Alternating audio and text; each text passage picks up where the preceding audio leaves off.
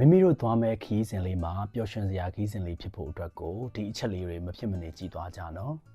အားလုံးပဲမင်္ဂလာပါ Brian ဖြစ်ပါတယ်ကျွန်တော်ဒီနေ့မျှဝေပေးမယ့်အရာကတော့ခရီးသွားတဲ့အခါမှာ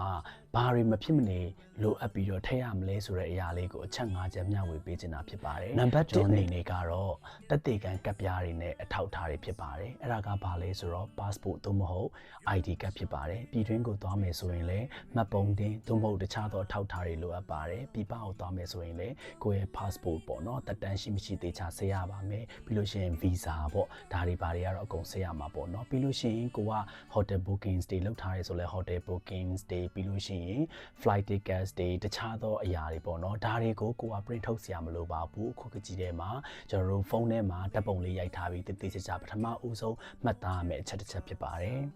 ဒုတိယအချက်ကတော့ဘာလဲဆိုတော့ငွေသားနဲ့ ATM ကတ်တွေဖြစ်ပါတယ်အဲ့တော့ကျွန်တော်တို့ကပြည်တွင်းကိုပဲတွတ်သွားပြည်ပကိုပဲတွတ်သွားငွေသားထည့်တဲ့အခါမှာငွေသားအတန်ကြီးလဲထည့်ရမှာဖြစ်တယ်လို့မျိုးကိုအတန်သီးလေးတွေပေါ့နော်တစ်ခါလေးမှာကျွန်တော်တို့က trip တွေတစ်ခေါက်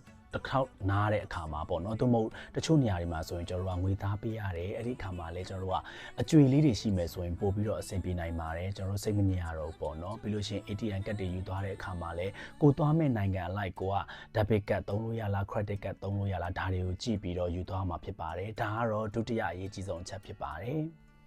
နောက်ထပ်အရေးကြီးတဲ့အချက်တစ်ချက်ကကြတော့ဘာလဲဆိုတော့ဆေးဝါးဖြစ်ပါတယ်ကိုယ့်ရဲ့တကိုယ်ရည်သုံးပေါ့နော်ကိုမဖြစ်မနေတောက်ရတဲ့ဆေးဝါးတွေကိုထည့်ရမှာဖြစ်တယ်လို့အခြေခံဆေးဝါးတွေဖြစ်တဲ့ခေါင်းမူတာတို့ခေါင်းကိုက်တာတို့ဘိုက်အောက်တာတို့ဒါမျိုးလေးတွေကိုလည်းမမတ်ရရထည့်သွားဖို့လိုအပ်ပါတယ်ပြီးရင်စတုတ္ထအချက်အနေနဲ့ကကြတော့ဘာလဲဆိုတော့ကျွန်တော်အတွက်ဆိုရင်လည်းတော်တော်အရေးကြီးပါတယ်အဲ့ဒါကတော့ဘာလဲဆိုတော့ electronic ပစ္စည်းတွေဖြစ်ပါတယ်ကိုယ့်ရဲ့ဖုန်းပေါ့နော်ဖုန်းကိုလည်းတေချာထည့်သွားပါမယ်ဘာဖြစ်လို့လဲဆိုတော့မြို့ပြတွေမှာဆိုလို့ရှိရင်ကျွန်တော်ကလမ်းတွေလည်းတအားများမြို့တွေကကြီးတဲ့အတွက်ကျွန်တော်တို့အလွယ်တကူမှတ်ပြီးသွားလို့မရပါဘူးကျွန်တော်တို့ Google Map ကိုတေချာသုံးရပါတယ်အဲ့ဒီအတွက်ဖုန်းကမဖြစ်မနေလိုအပ်ပါတယ်ပြီးတော့ power bank ပေါ့နော် power bank လေးကိုလည်းကိုယ့်အတွက်တစ်နိုင်တစ်ပိုင်းလေးထည့်ထားဖို့လိုအပ်ပါတယ်ပြီးလို့ရှိရင် adapter တုံးပေါ့နော်အဲ့ဒါကနိုင်ငံခြားတွေသွားမယ်ဆိုရင်ပို့ပြီးတော့အရေးကြီးပါတယ်ဘာဖြစ်လို့လဲဆိုတော့တချို့သောနိုင်ငံတွေကဒီအပေါက်ပေါ့နော်အပေါက်ကမတူနိုင်ငံအလိုက်သူ့ရဲ့ adapter တုံးလေးတွေရဲ့ပုံစံကွဲပါတယ်အဲ့တော့ကိုသွားမယ့်နိုင်ငံပေါ်မူတည်ပြီးတော့ဘယ်လို adapter တုံးယူရမယ်ဆိုတာလဲကြိုတင်လေ့လာပြီးယူရပါမယ်ဒါကတော့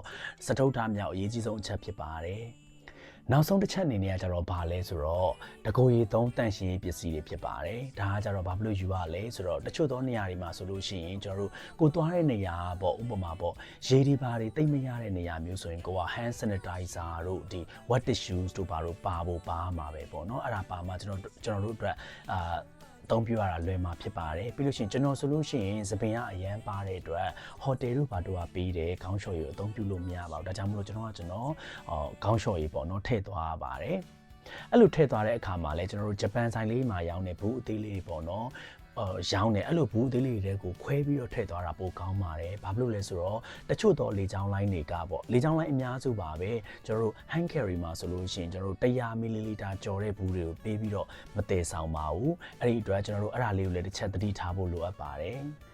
ကဲပျော်ပျော်ရွှင်ရွှင်ခီးသားဖို့အတွက်ဘာတွေအဓိကမဖြစ်မနေထည့်ရမယ်ဆိုတာလေးကိုမျှဝေပေးပြီးဖြစ်တဲ့အတွက်ပျော်ရွှင်သောခီးစဉ်လေးတွေဖြစ်ပါစေလို့ဆုတောင်းပေးလိုက်ပါတယ်ခင်ဗျာအားလုံးပဲတတ်တာ